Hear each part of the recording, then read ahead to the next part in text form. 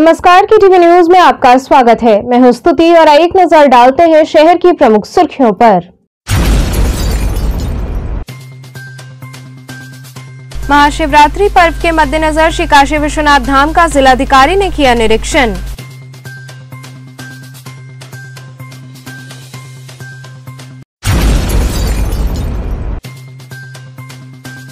बुजुर्ग व दिव्यांगों के घर बैठे मतदान की पहल पर वाराणसी के एक दिव्यांग ने पहली बार अपने मताधिकार का किया प्रयोग।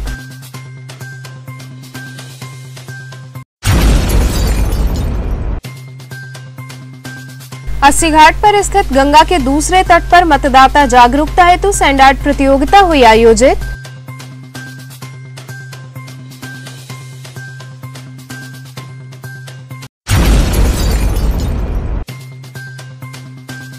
और society for social action and research द्वारा 22वें प्रतिभा सम्मान समारोह का किया गया आयोजन।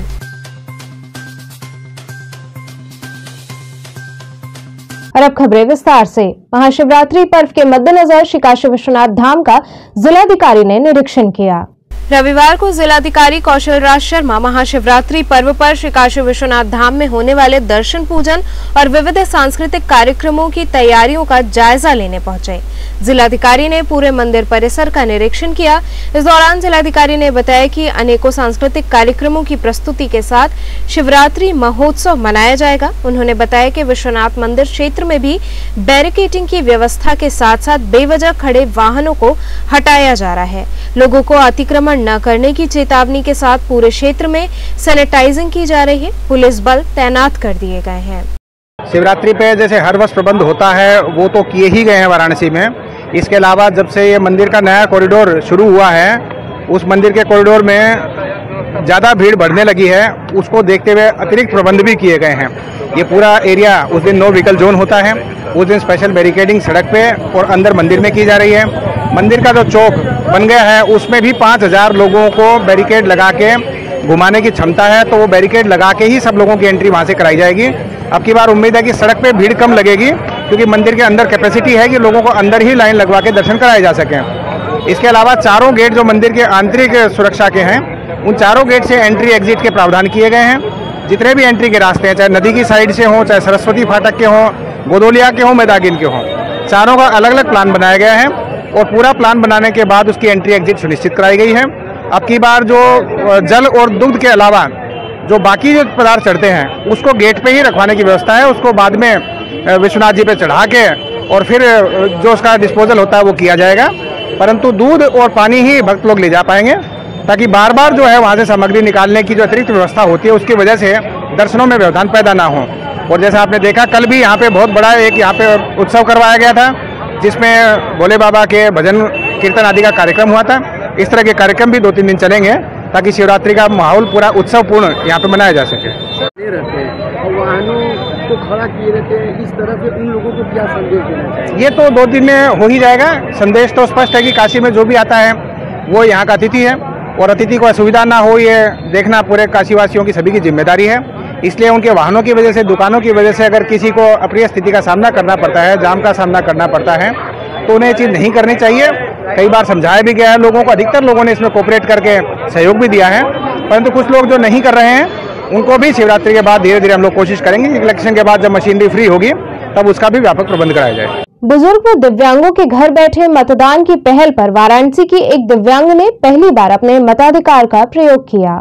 भारत निर्वाचन आयोग ने इस वर्ष कोरोना महामारी को देखते हुए चुनाव को लेकर नई गाइडलाइन जारी की थी, जिसमें दिव्यांग और 80 वर्ष से ऊपर के मतदाताओं का घर पर ही पोस्टल बैलेट से मतदान कराए जाने का प्रावधान बनाया गया था। इसके तहत वाराणसी में शनिवार से ये 2 दिवसीय मतदान कार्यक्रम शुरू हो गया। इस कार्यक्रम की शुरुआत जिला निर्वाचन अधिकारी व डीएम कौशल राज शर्मा ने भेलूपुर स्थित तिलभांडेश्वर पार्क के पास रहने वाली 35 वर्षीय दिव्यांग से की।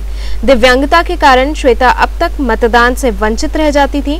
उन्होंने इसके लिए वाराणसी के मुख्य निर्वाचन अधिकारी व जिलाधिकारी कौशल राज शर्मा को विशेष धन्यवाद दिया है। जिला निर्वाचन अधिकारी व DM Kaushal Raj Sharma polling officers और स्वीप आइकॉन नीलू श्रीवास्तव के साथ श्वेता के घर पहुंचे। बता दें कि वाराणसी की 8 विधानसभाओं में लगभग 1400 दिव्यांग और बुजुर्ग मतदाता 2 दिनों में मतदान कर सकेंगे। वाराणसी में सभी दिव्यांग और 80 प्लस के वोटर्स जिन्होंने भी ये ऑप्ट किया है कि वे घर से ही मतदान करेंगे, उनकी वोटिंग 2 दिन की आज प्रारंभ की गई है और उसी क्रम में सीनियर अधिकारी भी अलग अलग जगह जाके वोटिंग के प्रोसेस को देख रहे हैं। हम लोग भी ये आज एक दिव्यांग महिला हैं उनके घर पे आए हैं, उनको देखा है और काफ़ी खुश हैं ये वोटर्स की पहली बार इलेक्शन कमीशन ऑफ इंडिया ने इनको मौका दिया है, क्योंकि कभी ये बूथ पे जा नहीं पाते थे अपनी दिव्यांगता के कारण, और अब घर बैठे उनकी पोलिंग हो रही है। तो काफ़ी इनमें एक नया मोटिवेशन है और निर्वाचन आयोग के प्रति बहुत इन्होंने अपने हर्ष से उद्गार प्रकट किए हैं कि ये मौका पहली बार भारत में 75 वर्ष के बाद ये आया है। तो इसी प्रकार से 2 दिन जब पोलिंग चलेगी उसमें सारे वरिष्ठ अधिकारी जाके लगभग इन 1400 वोटर्स को जिन्होंने ऑप्ट किया है घर पे वोट देना, उन सबको जा के देखेंगे, उनका मनोबल बढ़ाएंगे और सारा पोलिंग प्रोसेस निष्पक्ष रूप से और फेयर हो रहा है कि नहीं हो रहा इसका भी जायजा लेंगे। सर, क्या कहना चाहेंगे इस यहाँ के वोटरों को जो है जो नहीं जाते हैं? ये तो इतना स्पष्ट संदेश है कि दिव्यांग वोटर जो खुद ऑप्ट कर सकता है अपने घर में वोटिंग, जब वे वोट कर सकते हैं तो जो सक्षम लोग हैं, हट्टे कट्टे लोग हैं, नौजवान लोग हैं, वो बूथ पे जाके वोट ना करें, ये बहुत बड़ी विडंबना है। सब लोगों को इन लोगों से प्रेरणा लेनी चाहिए कि जब दिव्यांग और बुजुर्ग लोग वोट डाल सकते हैं तो हम क्यों नहीं डाल सकते। अगर आधा घंटा 1 घंटा लाइन में लग के हमें देश के लिए थोड़ी सी मेहनत करनी पड़े तो हम क्यों नहीं कर सकते। जब हम सिनेमा घर में जाके लाइन लगा सकते हैं, जब हम बाकी इवेंट्स में जाके लाइन लगा सकते हैं, तो बूथ पे जाके आधा घंटा क्यों नहीं लगाना चाहते। इन लोगों से हम लोग प्रेरणा लें और देश को मजबूत करने के लिए प्रेरणा लेते हुए 7 मार्च को वाराणसी में मतदान अवश्य करें। अस्सी घाट पर स्थित गंगा के दूसरे तट पर मतदाता जागरूकता हेतु सैंड आर्ट प्रतियोगिता आयोजित हुई। मतदाता जागरूकता को बढ़ावा देने के उद्देश्य से काशी हिंदू विश्वविद्यालय राष्ट्रीय सेवा योजना और जिला निर्वाचन वाराणसी स्वीप के तत्वाधान में सैंड आर्ट निर्माण प्रतियोगिता का आयोजन किया गया, जिसमें वाराणसी जिले के लगभग 150 प्रतिभागियों ने हिस्सा लिया। अस्सी घाट स्थित गंगा के दूसरे तट पर 17 समूहों में स्वयं सेवकों ने सैंड आर्ट के माध्यम से मतदाताओं को जागरूकता हेतु विभिन्न प्रारूपों का निर्माण किया। अधिकांश प्रारूपों के माध्यम से उन्होंने अधिक से अधिक मतदान को बढ़ावा देने के लिए जागरूकता का संदेश दिया। कार्यक्रम समन्वयक डॉक्टर बाला लखेंद्र ने बताया कि सैंड आर्ट को देखने के लिए बड़ी संख्या में पर्यटक यहाँ उपस्थित हैं। यहाँ पर पर्यटकों को जाति, धर्म, संप्रदाय एवं भाषा अथवा अन्य किसी प्रकार के प्रलोभन से ऊपर उठकर मतदान हेतु शपथ दिलाई गई है। एनएसएस द्वारा बीएचयू के एनएसएस की जो इकाई है दृश्य कला संकाय, मैं वहाँ से हूँ और चूँकि ये केवल बीएचयू के यहाँ छात्र नहीं है, शहर के और भी जितने आर्ट्स कॉलेज है और कलाकार हैं सभी शामिल हैं। विद्यापीठ, बीएचयू और अन्य भी जो कला संस्था है वहाँ के छात्र आए हैं। मतदाता जागरूकता पर सैंड आर्ट बना रहे हैं, दर्शक इसको देख रहे हैं और दर्शक में जागरूकता पैदा कर रहे हैं। इस कारण देखेंगे इस बार वोटिंग में लोग बढ़ चढ़ कर आए। इसका मकसद यही है कि लोग ज़्यादा से ज़्यादा वोट करें और रोज़ यहाँ बहुत सारे दर्शक आते हैं, देखते हैं। कल भी कुछ दर्शक आएंगे, कल तक ये सभी के लिए अवलोकन के लिए रहेगी यहाँ पर सैंड आर्ट। तो मकसद इसका ये है कि ज़्यादा से ज़्यादा लोग वोट करें। Society for social action and research द्वारा 22वें प्रतिभा सम्मान समारोह का आयोजन किया गया। Society for social action and research द्वारा आयोजित 22वां प्रतिभा सम्मान समारोह संपन्न हुआ। इसमें विशिष्ट प्रतिभाओं को सम्मानित किया गया।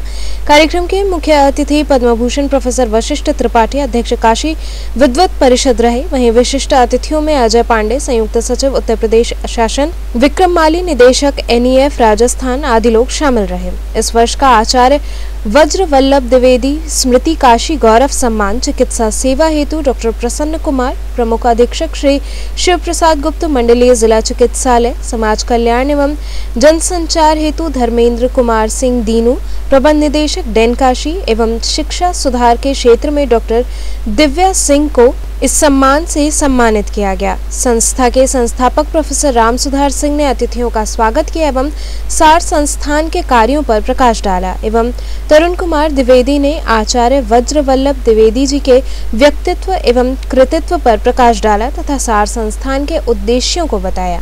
कार्यक्रम को doctor AK Kaushik, doctor Anshu Singh, doctor Neeraj Khanna, professor Manoj Kumar Srivastava इत्यादि लोगों ने संबोधित किया। मैं आज यहाँ पे सोसाइटी फॉर सोशल एक्शन जो है सार संस्थान जो आज बच्चों का यहाँ पर आयोजन किया गया है और सभी क्षेत्र से, शिक्षा से, खेल से, पर्यावरण से सभी बच्चों को बुलाया गया है बनारस के। और मैं डॉक्टर तरुण जी को बहुत बहुत बधाई देता हूं कि संस्थान से जो बच्चों को सम्मानित कर रहे हैं उनको बहुत सराहनीय कार्य है, और मैं सभी बच्चों को अपने डेन काशी की तरफ से ढेर सारी शुभकामना देते हैं। यहाँ रुकेंगे एक छोटे से ब्रेक के लिए, आप बने रहिए KTV के साथ।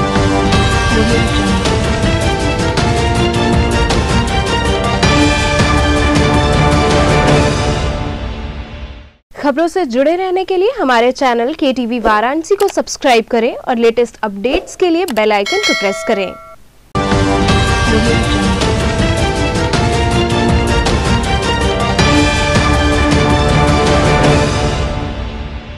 ब्रेक के बाद आपका स्वागत है। काशी की जनता ने प्रधानमंत्री के मन की बात कार्यक्रम को सुना।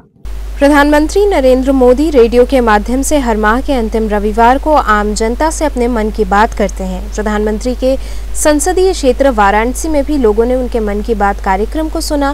भारतीय जनता पार्टी के वरिष्ठ नेता आशुतोष टंडन ने मन की बात को सुनते हुए कहा कि प्रधानमंत्री रेडियो के माध्यम से जो मन की बात करते हैं वो बड़ी बड़ी रैलियों से भी बड़ी साबित होती है, क्योंकि इसमें एक साथ करोड़ों लोगों से जुड़ाव हो जाता है। वो इस कार्यक्रम में अच्छी अच्छी बातें बताते हैं। आज ही उन्होंने स्वच्छ भारत अभियान के साथ साथ स्टार्टअप के बारे में जानकारी प्रदान की है। संभवतः ये आज 85वां एपिसोड है मन की बात का, और माननीय प्रधानमंत्री जी लगातार प्रति माह अंतिम रविवार को 11 बजे जनता के साथ मन की बात करते हैं।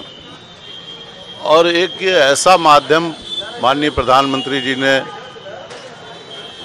किया है जो बड़ी बड़ी दर्जनों रैलियों से भी जितनी जनता नहीं जुड़ सकती उतनी एक इस आयोजन से जुड़ती है।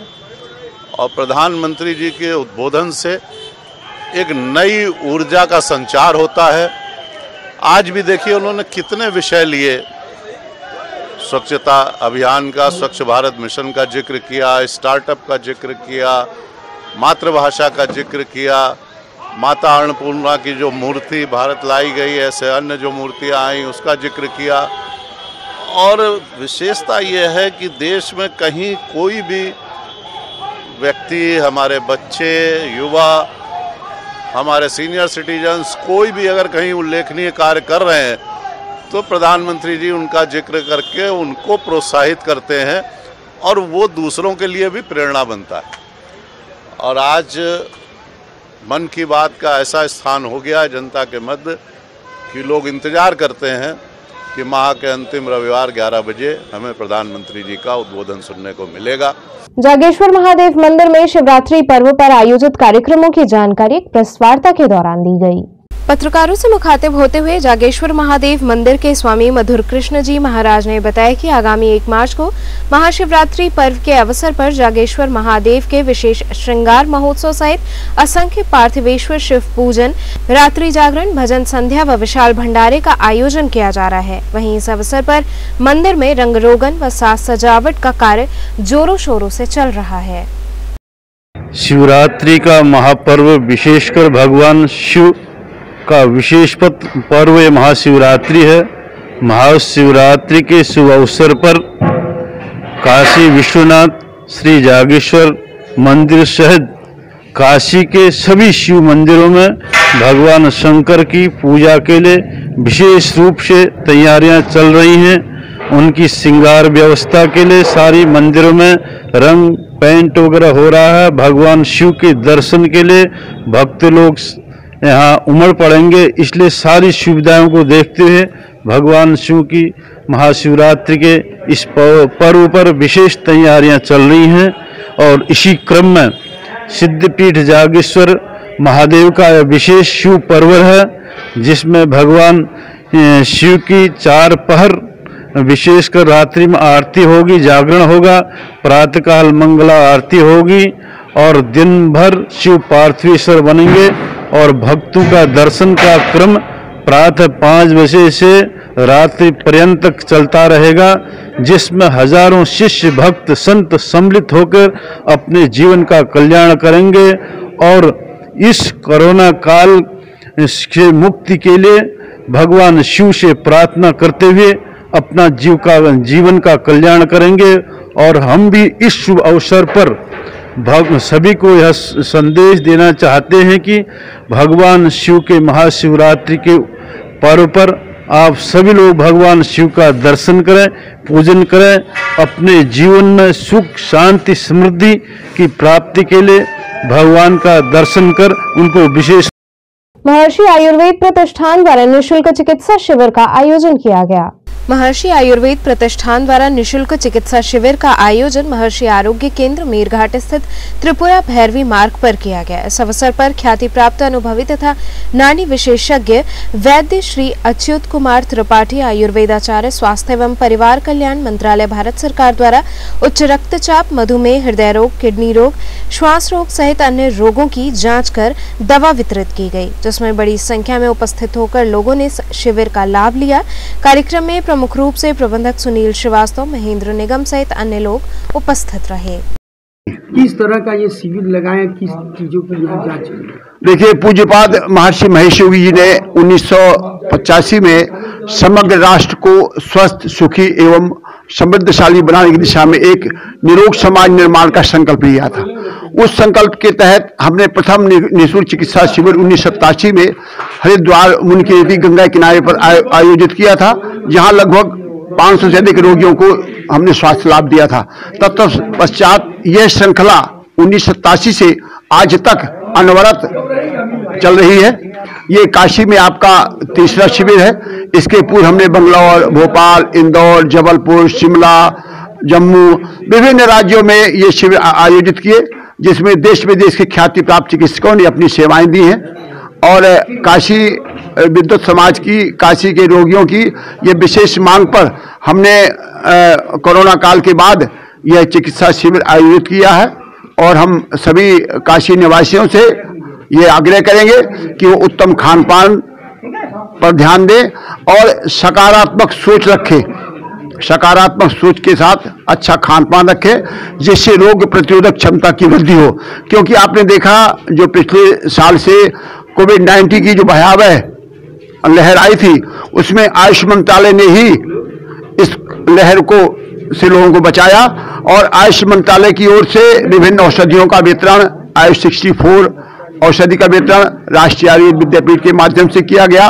घर घर चिकित्सकों ने उत्तम खान पान पर लोगों को दिशा निर्देश दिए। किन चीजों की जांच चल रही है? आज महर्षि आयुर्वेद प्रतिष्ठान की ओर से इस निःशुल्क चिकित्सा शिविर के माध्यम से हम उच्च रक्तचाप, घबरा और colitis, ulcer, peptic ulcer, gas, acidity, महिला जन्य रोगों के अनुसार रोगों के अलावा विभिन्न रोगों की चिकित्सा के निदान के लिए हमने यह चिकित्सा शिविर आयोजित किया है।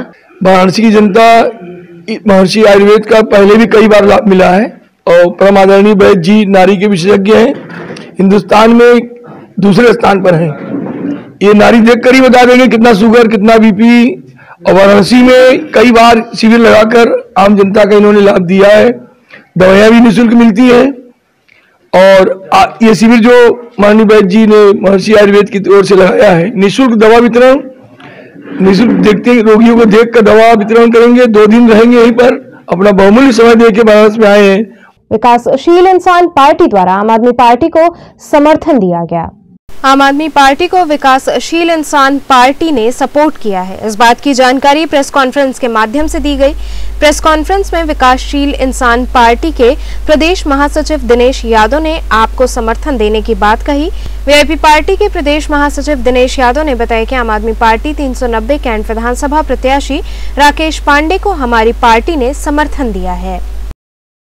आज हम जो ये प्रेस कॉन्फ्रेंस हो रहा है, इस प्रेस कॉन्फ्रेंस के माध्यम से कैंट विधानसभा 390 जो कि राकेश पांडे, जो एक समाज सेवी के साथ साथ जनता के बीच में उन्होंने अथक प्रयास, कोरोना काल से लेके इसके पहले जो भी मैं आज 10 साल से मैं इनको जानता भी हूँ, इन्होंने वाराणसी के जनमानस के लिए अपना बहुत कुछ खोया और जनता के बीच में हर समय रहने का काम किए। गरीब और असहाय लोगों का हर समय इन्होंने सहयोग करते रहे। आज इनको मौका मिला है, आप पार्टी से कैंट विधानसभा से इनको प्रत्याशी बनाया गया है। इत्तेफाक से वीआईपी पार्टी के जो हमारे कैंडिडेट चारों सीट था उस पर शासन और भाजपा सरकार की मिली भगत के कारण चारों प्रत्याशियों का पर्चा निरस्त कर दिया गया है। इस वजह से कैंट विधानसभा में हम वीआईपी पार्टी की तरफ से, वीआईपी पार्टी के पूरे पदाधिकारियों की तरफ से मैं इनको समर्थन देता हूं, पूर्ण रूपेण समर्थन देता हूं, क्योंकि मैं अपने निषाद भाइयों से कहना चाहता हूं कि इसलिए मैं आज समर्थन देता हूं कि जो आपका बनारस में कैंट विधानसभा में आपका जो जनाधार है, बहुत तगड़ा जनाधार है, इस जनाधार को देखते हुए हमको भाजपा को रोकना है और राकेश भाई को हमको किसी भी हालत में जिताना है। इसलिए कि मुकेश साहनी, हमारे सन ऑफ मल्ला मुकेश साहनी जो है, उनकी एक सोच है कि उन्होंने सर्वप्रथम यहाँ पे बनारस के धरती पे बहन फूलन देवी की प्रतिमा लगाने का काम उन्होंने जारी रखा था। यहाँ के शासन प्रशासन ने फूलन देवी की प्रतिमा को जब्त करके रामनगर थाने में रखने का काम किया, लगाने नहीं दिया। जब उन्होंने बनारस में पहली बार आए तो उनको जो कि एयरपोर्ट पे ही उनको रोककर और उनको नजरबंद करके उन्हें बंगाल भेजने का उन्होंने काम किया। आज हमारा जिस तरह आम आदमी पार्टी का वर्चस्व उत्तर प्रदेश में लगातार बढ़ रहा है और जिस तरह ये सरकार बहुत सारे प्रत्याशियों को उत्तर प्रदेश में करीब 50% प्रत्याशियों का टिकट जो प्रत्याशी से जो नामांकन है वो रद्द किए हैं, उसको देखते हुए आज हम लोगों ने जो यह प्रेस कॉन्फ्रेंस रखा है, विकासशील इंसान पार्टी के प्रदेश महासचिव श्री दिनेश यादव जी और जो प्रत्याशी यहाँ से जो आवेदन किए थे जिनका नामांकन आज रद्द हुआ है, श्री विजय शंकर जी, आज दोनों लोगों ने और विकासशील इंसान पार्टी के पूर्ण यहाँ के जितने भी समर्थक हैं, उन्होंने हमारे प्रत्याशी आम आदमी पार्टी के प्रत्याशी 390 कैंट विधानसभा से श्री राकेश पांडे जी को पूर्ण समर्थन देने का ऐलान किया है। और जिस तरह यह सरकार का रवैया है और जिस तरह सरकार ये कर रही है, तानाशाही कर रही है, उसको देखते हुए 7 मार्च को ये पता चलेगा और 10 मार्च को जो रिजल्ट आएंगे उससे ये पता चलेगा कि इस सरकार को जो यहाँ की जनता है जिस तरह चोट करेगी, परिवारवाद पे चोट करेगी, वंशवाद पे चोट करेगी, शिक्षा और स्वास्थ्य का जो हालत इन लोगों ने जो है जैसा किया है उस पे चोट करते हुए 10 मार्च को हमारे श्री राकेश पांडे प्रत्याशी जी को जिताने का काम यहाँ तक जनता करेगी। तो चलते चलते पुनः एक नजर डालते हैं शहर की प्रमुख सुर्खियों पर। महाशिवरात्रि पर्व के मद्देनजर श्री काशी विश्वनाथ धाम का जिलाधिकारी ने किया निरीक्षण।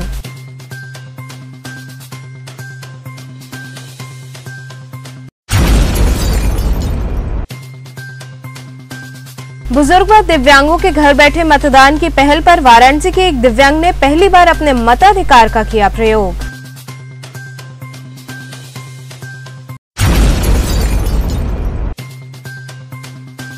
अस्सी घाट पर स्थित गंगा के दूसरे तट पर मतदाता जागरूकता हेतु सैंड आर्ट प्रतियोगिता हुई आयोजित।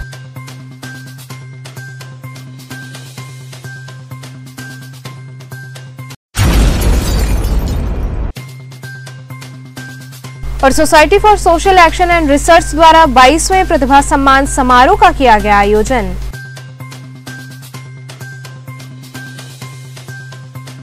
तो ये थे आज के समाचार, कल फिर होगी मुलाकात, तब तक के लिए नमस्कार।